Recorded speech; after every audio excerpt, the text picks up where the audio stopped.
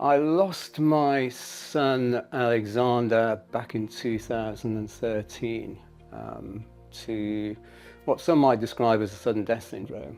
But fairly early on, we get a diagnosis in terms of actually understanding what happened. Royal Brompton Hospital identified it as myocarditis.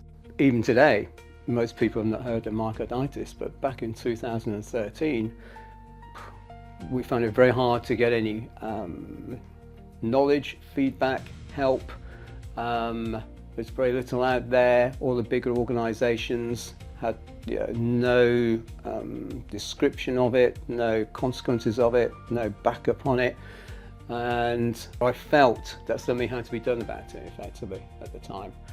So I just threw myself into it. I saw a few of the bigger charities who also really didn't know much to do about it. I took that as a challenge. I took my sort of business philosophy to it. Actually just get stuck in and do it. I just set it up. Didn't know where I was going to head with it, but I just felt something had to be done to help other people that might find themselves in the unfortunate situation that we found ourselves, and give them a pathway to understand what happened, why it happened, what you can do about it, where the help is, and where there might hopefully be some solutions going forward.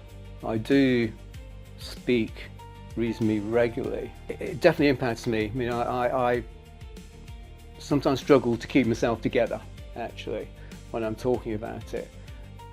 But I think that shows what it means to me and us. But it also shows what it means to other people that have gone through it as well. And that's really my reason for standing up and talking about it, for other people to understand the tragedy that a lot of people have gone through. It definitely does impact. Hopefully it gets over the seriousness of the actual affliction. To be honest, one of the big things from a charity point of view is actually evidential, empiric understanding of the amount of people who have myocarditis. But I'm still firmly of opinion that because of its relatively unknown nature until COVID recently, I just don't think it's been diagnosed.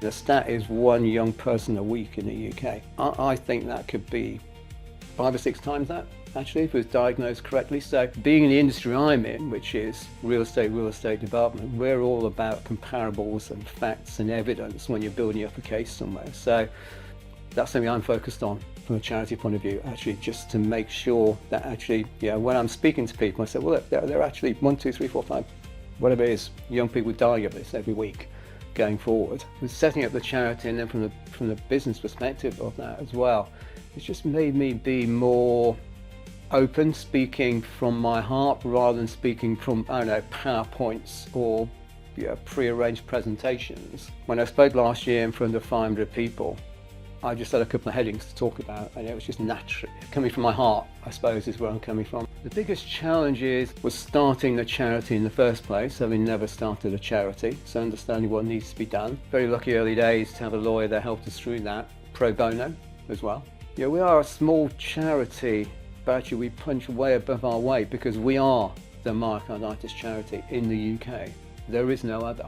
The biggest challenge is actually getting the awareness out there, actually getting through to hospitals and doctors to think about young adults when they come in and see them with flu-like symptoms, and maybe think about doing a simple test, which is testing for an enzyme in the blood called troponin, which the health professionals will know indicates there's something wrong with the heart. Doesn't say what's wrong, but something's wrong, but that leads to more tests. So the biggest challenge is awareness. Something we've been working hard on, and getting some sort of facts sheet out to the NHS, but it's very hard to get into those organisations, unfortunately. We're founding a Myocarditis Day, which we might transfer into World Myocarditis Day, maybe somewhere down the line, to describe Alexander's legacy. 3 words I would choose would be fun, empathy, and challenge.